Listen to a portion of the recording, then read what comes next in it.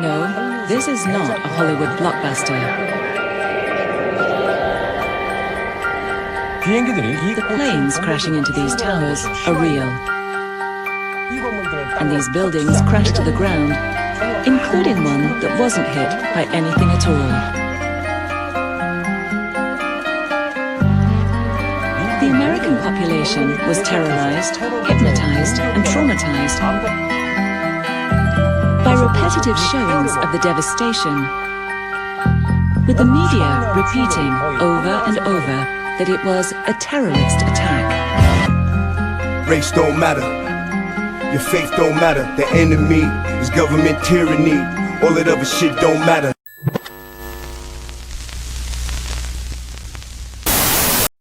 What's good, everybody? Peace.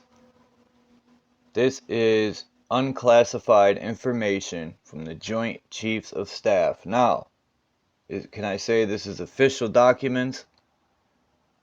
Who knows nowadays the information we get, where it's from, is it official, is it true, is it made up? It's information. I always say take it in, and if it's true, it's true. If it's not, hey, but it's information that I personally think will raise red flags once you start to listen to this. And I promise you, you must listen to this, because what I'm going to read about the U.S. and Cuba is going to open your eyes to what other country this really happened to. So, I won't read this opening part. It's just,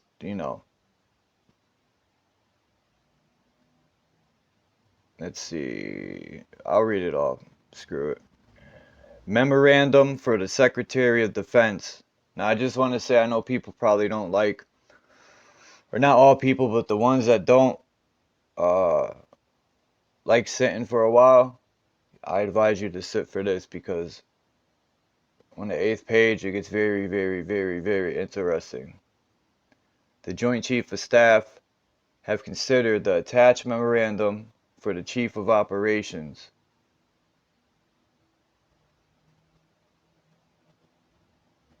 Alright, let me start over. These are documents for a classified mission that was supposed to happen against Cuba. Are they official? Is it 100% true? I don't know, but it's information, and I personally think it raised a lot of red flags when I'm about to read. And I advise people to just take the 15 minutes and listen to this. What else you have to do today for this moment? If you're here already, might as well listen to it. Let's go. I ain't gonna waste no more time. As you can see, it's for the Secretary of Defense. Subject: justifications for U.S. military intervention in Cuba. And this was taking place the 13th of March, 1962. The Joint Chief of Staff have considered the attached memorandum for the Chief of Operations, CUBA project, which responds to a request of that office for brief but precise description of pretext which would provide justification for U.S. military intervention in Cuba. 2. The Joint Chief of Staff recommend that the proposed memorandum be forwarded as a preliminary submission suitable for planning purposes. And the plan they're planning, it's going to blow your mind. Oh, hold on, let me do this.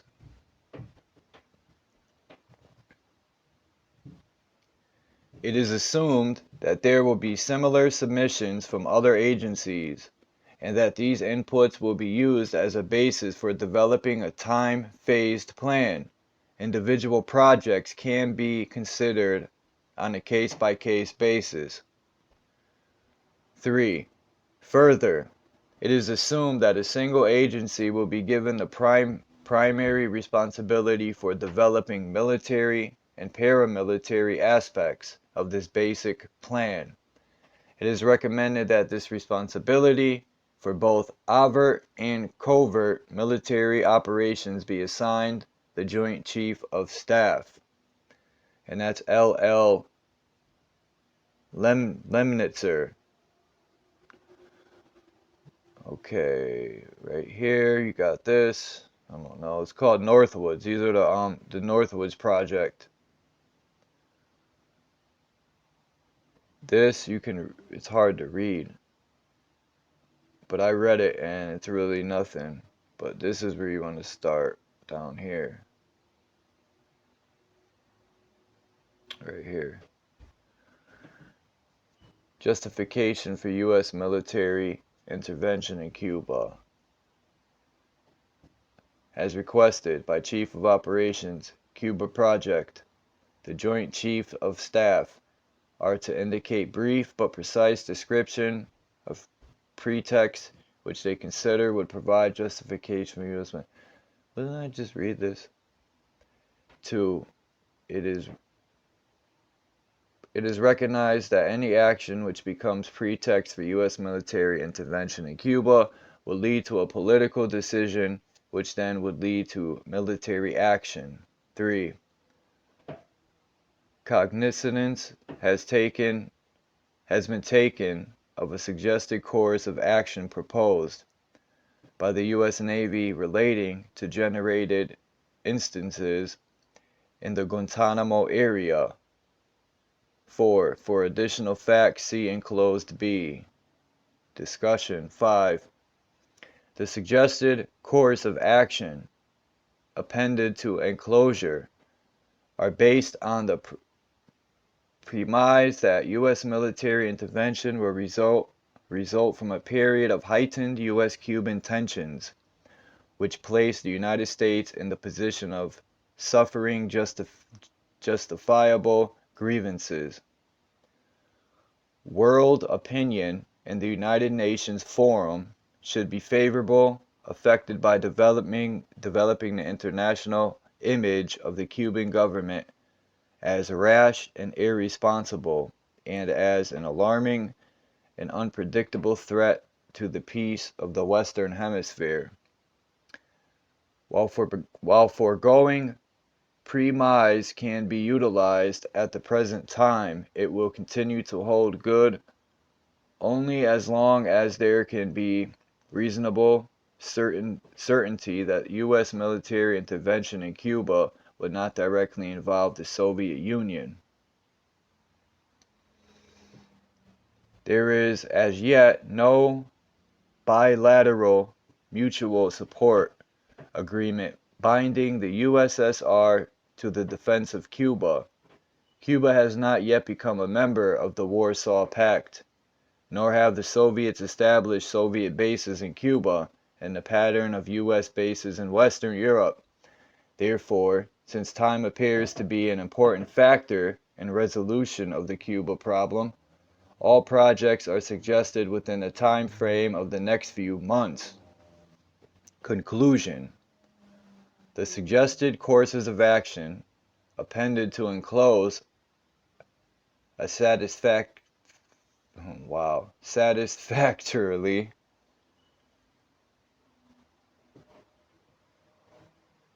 why can't I read that word, man? Satisfactorily,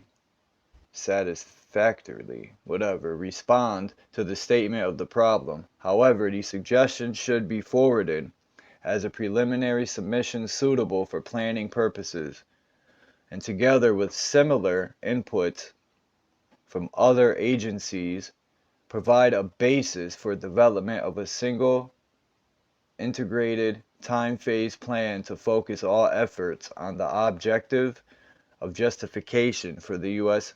military intervention in Cuba. Recommendations.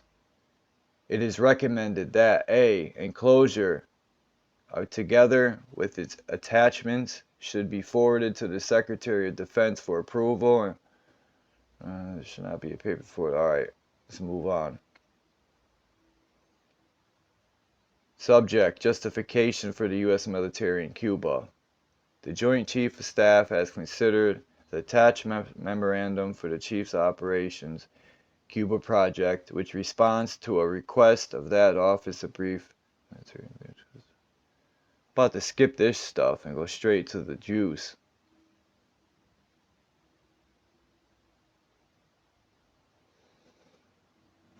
Alright, here we go.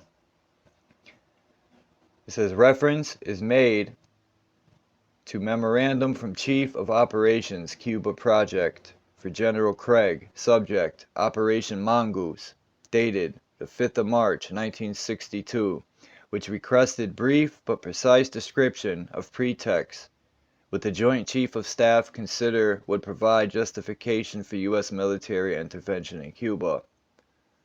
The projects listed in the enclosure hereto are forwarded as a preliminary submission suitable for planning purposes. It is assumed that there will be similar submissions from other agencies and that these inputs will be used as the basis for developing a time-phased plan. The individual projects can be considered on a case-by-case basis. Didn't I already read this? This plan, incorporating projects selected from the attached suggestions or from other sources, should be developed to focus all efforts on a specific ultimate objective, which would provide adequate justification for U.S. military intervention. Such a plan would enable a logical buildup of incidents to be combined with other seemingly unrelated events to camouflage the ultimate objective and create the necessary impression of Cuban rashness and irresponsibility on a large scale, directed at other countries as well as the United States. The plan would also properly integrate and time-phased courses of action to be pursued. The desired resultant from the execution of this plan would be to place the United States in the apparent position of suffering defensible grievances from a rash and irresponsible government of Cuba, and to develop an international image of Cuban threat to peace in the Western Hemisphere. Time is an important factor in resolution of the Cuban problem. Therefore, the plan should be so time-phased that projects would be operable within the next few months. Inasmuch as the ultimate objective is overt military intervention, it is recommended that primary responsibility for developing military, paramilitary aspects of the plan for both overt and covert military operations be assigned the Joint Chief of Staff. Pretext to justify. It says annex to appendix to enclosure. Pretext to justify U.S. military intervention in Cuba. Note: the courses of action which follow are preliminary submissions suitable only for planning purposes. They are arranged neither chronologically nor in ascending order, together with similar inputs from other agencies. They are intended to provide a point of departure for the development of a single, integrated, time-phased plan. Such a plan would permit the evaluation of individual projects within the context of cumulative, correlated actions designed to lead inexorably to the objective of adequate justification for U.S. military intervention in Cuba.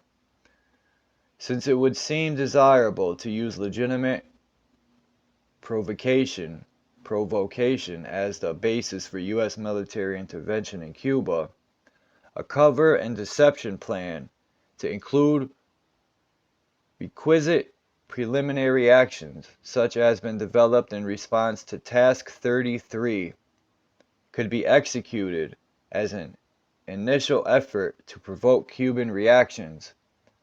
Harassment plus deceptive actions to convince the Cubans of imminent invasion would be emphasized. Our military's posture throughout execution of the plan will allow a rapid change from exercise to intervention if Cuban responses justifies. A series of well-coordinated incidents will be planned to take place in and around Guantanamo to give genuine appearance of being done by hostile Cuban forces. Incidents to establish a credible attack, not in chronological order, it says. 1. Start rumors, many. Use clandestine radio. 2. Land friendly Cubans in uniform over the fence to stage attack on base. 3. Capture Cuban friendly saboteurs inside the base. 4. Start riots near the base, main gate, friendly Cubans. 5. Blow up ammunition inside the base, start fires. 6. Burn aircraft on airbase, sabotage. It says lob mortar shells from outside of base into base, some damage to installations. Capture assault teams approaching from the sea or vicinity of Guantanamo Bay. Capture militia group which storms the base. Sabotage ship and harbor, large fires, and naphthalene. Sink ship near harbor entrance. Conduct funerals for mock victims. It says United States would respond by executing offensive operations to secure water and power supplies, destroying artillery and mortar implements with threaten the base. Commence large-scale United States military operations. 3. Remember the Maine incident could be arranged in several forms. We could blow up a U.S. ship in Guantanamo Bay and blame Cuba. We could blow up a drone, unmanned vessel anywhere. They're talking about this in the 60s now. We could blow up a drone, unmanned vessel anywhere in the Cuban waters. Excuse me. We would arrange to cause such incident in the vicinity of Havana or Santiago as a spectacular result of Cuban attack from the air or sea, or both.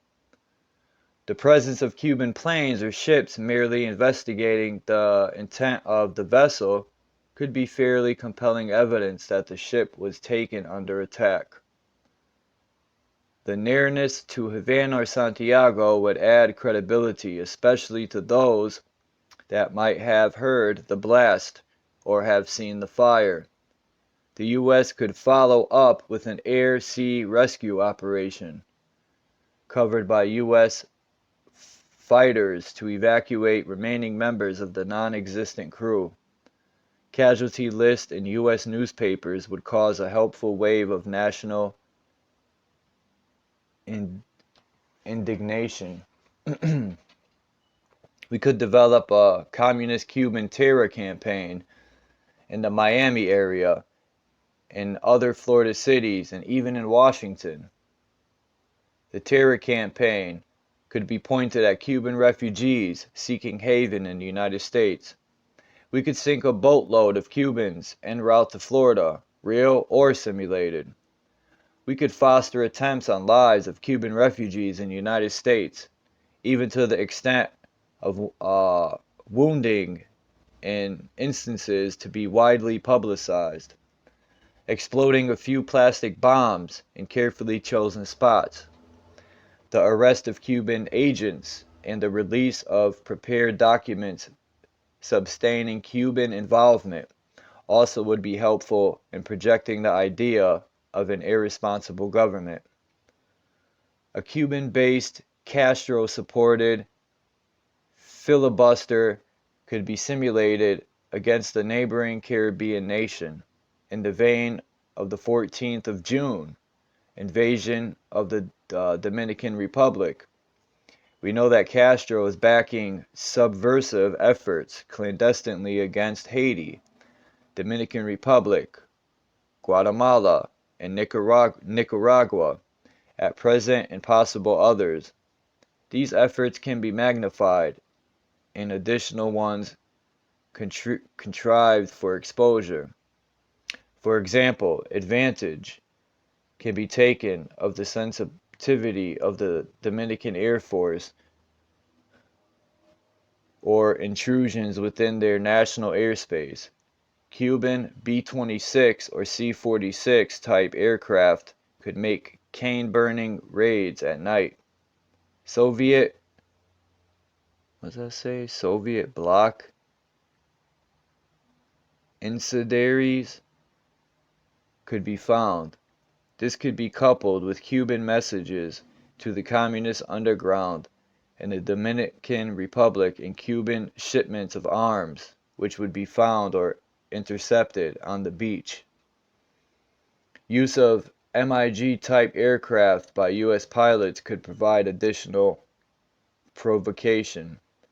Harassment of civil air, attacks on surface shipping, and destruction of U.S. military drone aircraft by MiG-type planes would be useful as complementary actions.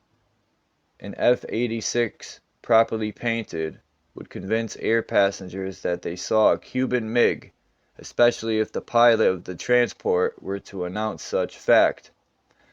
The primary drawback to this suggestion appears to be the security risk inherent in obtaining or modifying an aircraft. However, reasonable copies of the MiG could be produced from U.S. resources in about 3 months. Hijacking attempts against civil air and surface craft should appear to continue as harassing measures condoned by the government of Cuba. Concurrently, genuine defections of Cuban civil and military air and surface craft should be encouraged. 8.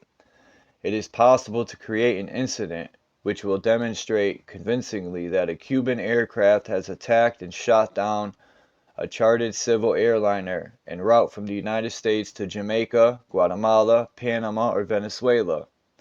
The destination would be chosen only to cause the flight plan route to cross Cuba.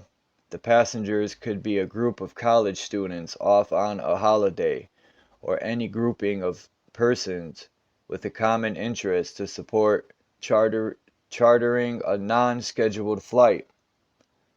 So these people are all about doing it for real or making it up. An aircraft at Eglin AFB would be painted and numbered as an exact duplicate for a civil registered aircraft belonging to the C.I.A. proprietary organization in the Miami area. At a designated time, the duplicate would be substituted for the actual civil aircraft and would be loaded with the selected passengers, all boarded under carefully prepared aliases. The actual registered aircraft would be converted to a drone. Takeoff times of the drone aircraft and the actual aircraft will be scheduled to allow rendezvous south of Florida, or rendezvous south of Florida. From the rendezvous point, the passengers carrying aircraft will descend to minimum altitude and go directly into an auxiliary field at Eglin AFB, or that's Eglin Air Force Base, where arrangements will have been made to evacuate the passengers and return the aircraft to its original status. The drone aircraft, meanwhile, will continue to fly the filed flight plan. When over Cuba, the drone will be transmitting on the international distress frequency a Mayday message stating he is under attack by Cuban MiG aircraft. The transmission will be interrupted by destruction of the aircraft, which will be triggered by radio signal. This will allow C.I.A. radio stations in Western Hemisphere to tell the U.S. what happened in the aircraft instead of the U.S. trying to sell the incident. It is possible to create an incident which will make it appear that communist Cuban MiGs have destroyed a U.S. Air Force aircraft over international waters in an unprovoked attack. Approximately 4 or 5 F-101 aircraft will be dispatched and trail from Homestead Air Force Base, Florida, to the vicinity of Cuba. Their mission will be to reverse course and simulate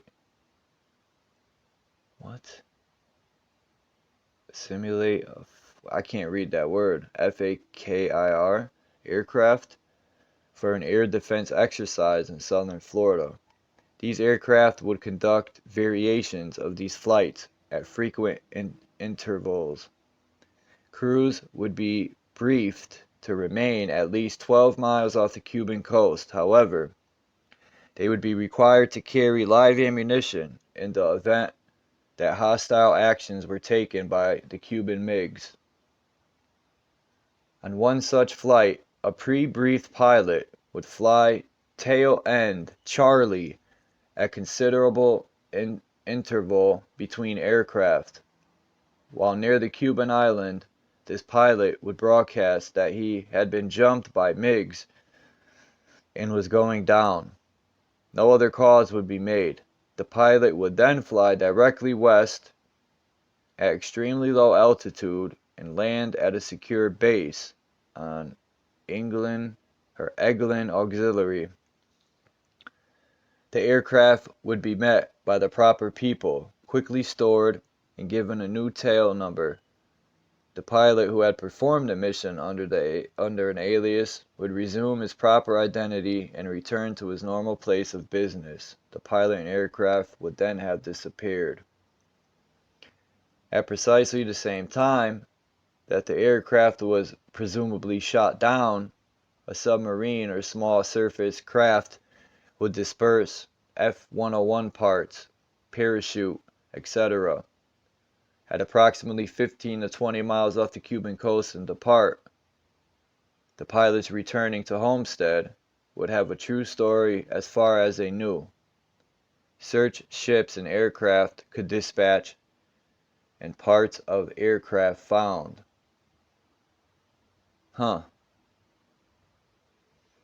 The Joint Chief of Staff has previously stated that the U.S.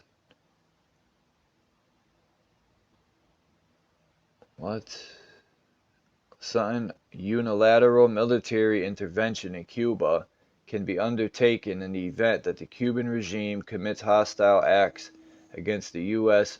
forces or property, which would serve as an incident upon which to base overt intervention. The need for positive action in the event that current covert efforts to foster an internal Cuban rebellion are unsuccessful was indicated by the Joint Chief of Staff on March 7, 1962.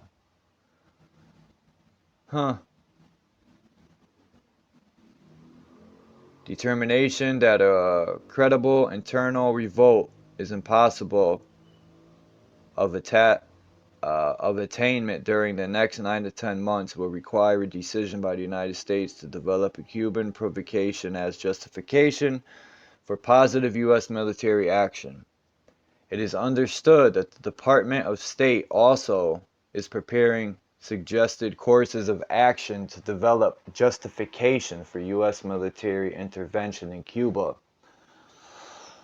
So my whole thing was all the plots they were trying to create or was gonna create. It reminded me of the same plots that was against the Middle East. It just blows my mind that in these documents they admit that they would fake it or do the real thing.